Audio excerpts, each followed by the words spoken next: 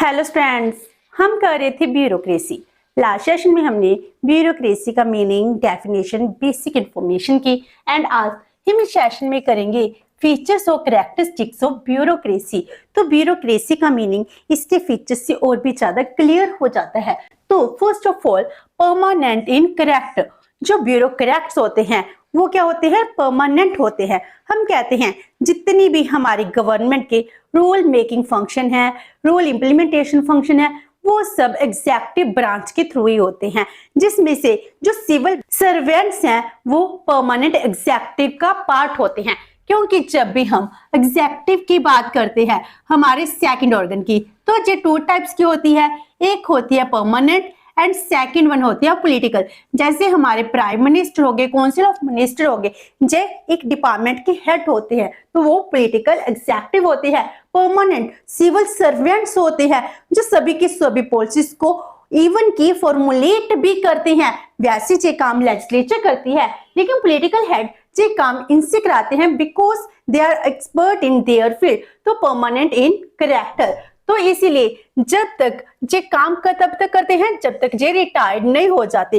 They work till the age of retirement. तो इनकी age 58 और 60 इयर्स है। तो मीनिंग जे यूथ में एंटर करते हैं 30 से 35 इयर्स तक की एज तक जे काम करते हैं, तो इस तरह इनको अपने काम का बहुत एक्सपीरियंस हो जाता है।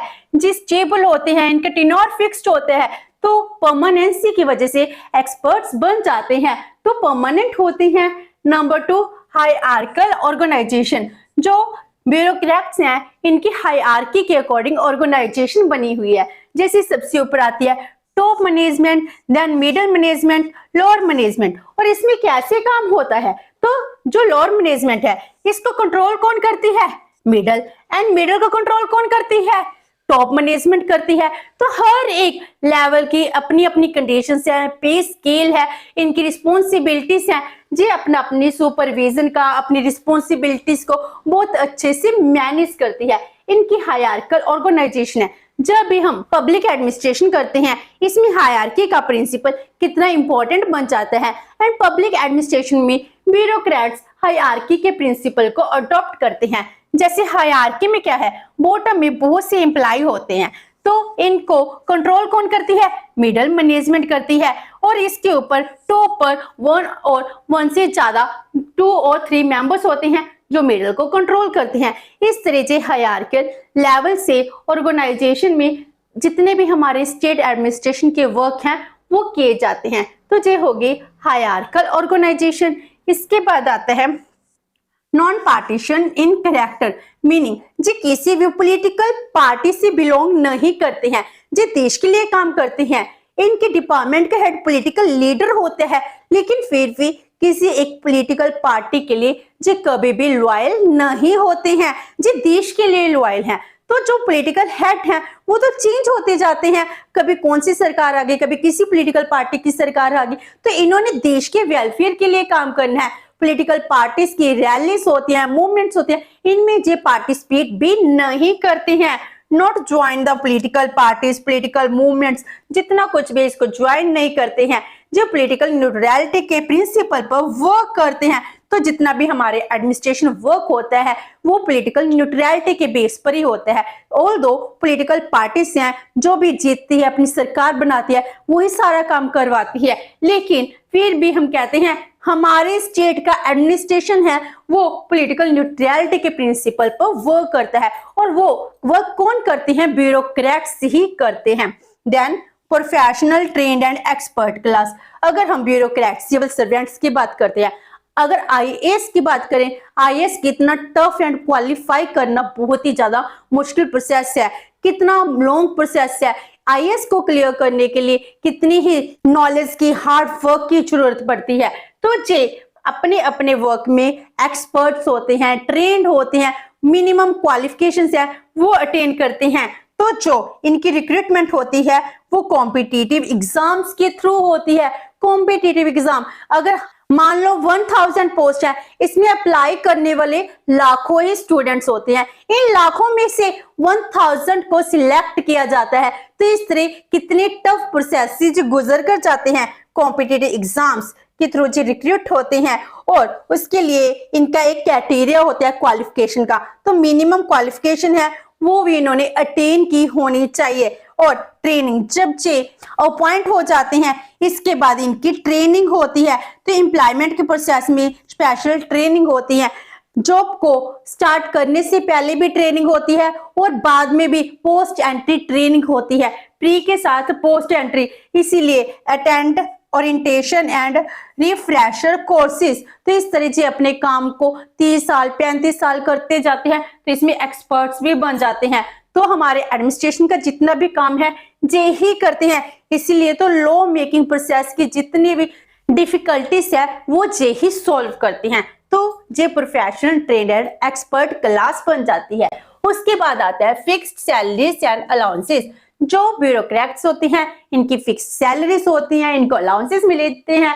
तो फिक्स सैलरी कैसे, इनका स्केल ऑफ पे डिपेंड करता है इनकी nature and level of job responsibility, जे कितनी रिस्पॉन्सिबिलिटी संभाल रहे हैं। अगर जे बॉटम पर हैं तो इनका पे स्केल डिफरेंट होगा, मिडिल पर डिफरेंट होगा, टॉप पर डिफरेंट होगा। हर साल एनुअल इंक्रीमेंट लगाया जाता है। तो अपनी अपनी जैसी रिस्पॉन्सिबिलिटीज इंक्रीज होती जाती हैं इनका पे स्केल भी इंक्रीज होता जाता है। और इसके बिसाइड इनको बहुत से अलाउंसेस दिए जाते हैं, जैसे मेडिकल, अकोमोडेशन का, ट्रांसपोर्टेशन का, अदर और भी अलाउंसेस है वो दिए जाते हैं ताकि जे न्यूट्रल होकर, इम्पार्शियल होकर देश की सेवा कर सके, हमारे लिए अच्छे पॉलिसीज को फॉर्मुलेट कर सके। Then bound by rules and regulation. जितने भी सिविल सर्वेंट्स काम करते हैं रूल्स एंड रेगुलेशन के अकॉर्डिंग ही करते हैं। रूल्स एंड रेगुलेशन को जो ब्रेक नहीं कर सकते हैं तो जिस strict obedience to rules in इस प्रिंसिपल को फॉलो करते हैं इसको जो ब्रेक नहीं कर सकते हैं। अगर इन्होंने कोई डिसीजन भी लेना है, डिसीजन अपनी मर्जी से नहीं ले सकती हैं। डिसीजन के लिए भी जितने रूल्स हैं अगर जो फुलफिल होंगे उसके बाद ही कोई डिसीजन लेने को कैपेबल होते हैं। तो decision making after satisfying the rules, जब तक जो रूल्स को सेटिस्फाई नहीं करते तब तक डिसीजन नहीं ले सकते। जितने भी इनके काम है सभी के सभी रूल्स एंड रेगुलेशन के अकॉर्डिंग ही होते हैं, जो अपनी मर्जी से कोई भी डिसीजन नहीं लेते हैं। And next is class consciousness and stiff neck attitude. हम कहते हैं ना जो ब्यूरोक्रेट्स हैं, आईएएस ऑफिसर हैं, जे अपनी क्लास के लिए बहुत ज्यादा कॉन्शियस होते हैं। मीनिंग जितने भी आईएएस क्लास है इसकी स्पेशल ही मानते हैं, अपने आप को एक स्पेशल ट्रीटमेंट दिलवाना चाहते हैं और इसी के लिए ही जे अवेयर होते हैं। स्टिफ नेक एटीट्यूड, इनमें थोड़ी सी ईगो होती है कि हम ब्यूरोक्रेट्स हैं, सारी पावर हम यूज करते हैं, क्योंकि जो बहुत ही पावरफुल होते हैं सभी डिसीजन खुद लेते हैं। तो क्लास कॉन्शियसनेस तो व्हाइट कॉलर क्लास कही जाती है, जो अपना स्टेटस मेंटेन करते हैं कि जो सुपीरियर क्लास है तो सुपीरियर स्टेटस को मेंटेन करना जो इनकी थॉट बन चुकी है।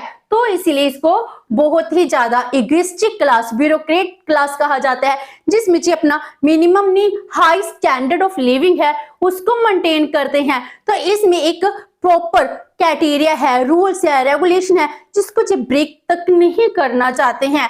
तो ईगो बीइंग ब्यूरोक्रेट्स, इनमें ईगो होती है कि हम ब्यूरोक्रेट्स हैं। इनको होता है अगर समाज में हम जाते हैं तो हमको हर जगह रिस्पेक्ट मिलनी चाहिए, हमको हर कोई सल्यूट करना चाहिए। इस तरह से इगोइस्टिक भी होते हैं। स्टिफ नेक्ड एटीट्यूड, रेसिस्ट इन चेंजेस, जे नहीं चाहते इस जो क्लास में जो इनको सुपीरियरिटी मिली हुई है इसमें कोई चेंज आए, ये चेंज के अंगेस्ट होते हैं। इसीलिए इसकी एक स्पेशल फीचर बन जाती है कि जिस स्टिफ नेक एटीट्यूड को मेंटेन करते हैं, जो क्लास कॉन्शियसनेस होते हैं, जो सिर्फ आईएएस हैं, सिविल सर्वेंट्स हैं, अपने ही क्लास के रिगार्डिंग सोचते हैं, उनके वेलफेयर के रिगार्डिंग ही जो डिसीजन लेते हैं। Then public service separate as the ideals, जो सिविल सर्वेंट्स हैं जब भी इसे अपनी जॉब ज्वाइन करते हैं तो ये पहले ओथ लेते हैं। ओथ किसके लेते हैं? ये ओथ लेते हैं कि हम देश के लिए सेवा करेंगे, हम लोगों की सेवा करेंगे। तो इनकी सेपरेट क्या होता है? पब्लिक की सेवा करना। और ये चाहते भी हैं जितने भी कॉमन पर्सन्स हैं, पीपल है, ये माने कि उनका वेलफेयर इनके बिना नहीं हो सकता है।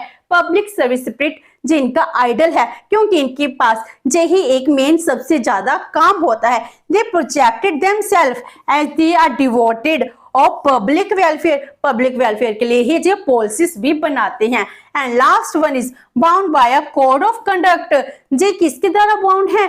कोड ऑफ कंडक्ट के द्वारा जो रूल्स रेगुलेशन दी गई हैं इनको फॉलो करेंगे ही करेंगे। इनके राइट्स, ड्यूटीज, पे, प्रिविलेजेस सभी की सभी कोड ऑफ कंडक्ट में क्लियरली डिफाइन की जाती हैं। अगर ये मिसबिहेव करते हैं या फिर कोड ऑफ कंडक्ट को ब्रेक करते हैं इनको पनिश भी किया जा सकता है फॉर वायलेशन ऑफ रूल। इसीलिए जो कोड ऑफ कंडक्ट है, रूल्स है, इनको कभी भी ब्रेक नहीं कर सकते हैं। तो इस तरह जो ब्यूरोक्रेट्स हैं जो एक स्पेशल क्लास बन जाती है जिसके बिना हम ये भी नहीं मान सकते कि हमारा एडमिनिस्ट्रेशन वर्क कर सकता है, क्योंकि जितने भी पॉलिटिकल लीडर हैं जो अपने फील्ड में इतने एक्सपर्ट नहीं होते हैं जितने ब्यूरोक्रेट सिविल सर्वेंट्स होते हैं। तो हमारे एडमिनिस्ट्रेशन की सक्सेसनेस है किनके ऊपर डिपेंड करती है, ब्यूरोक्रेट के एफिशिएंसी के ऊपर ही डिपेंड करती है। तो इस तरह आज हमने इस सेशन में ब्यूरोक्रेसी की फीचर्स की हैं। नेक्स्ट सेशन में हम मैक्स वीवर की जो थॉट है ब्यूरोक्रेसी के रिगार्डिंग हम वो डिस्कस करेंगे। होप सो कि आपको ये सेशन अच्छा लगा होगा। अगर आपकी कोई क्वेरी है तो पोस्ट कमेंट, एंड वीडियो अच्छा लगे तो please like and share your friends. Thank you so much and have a nice day.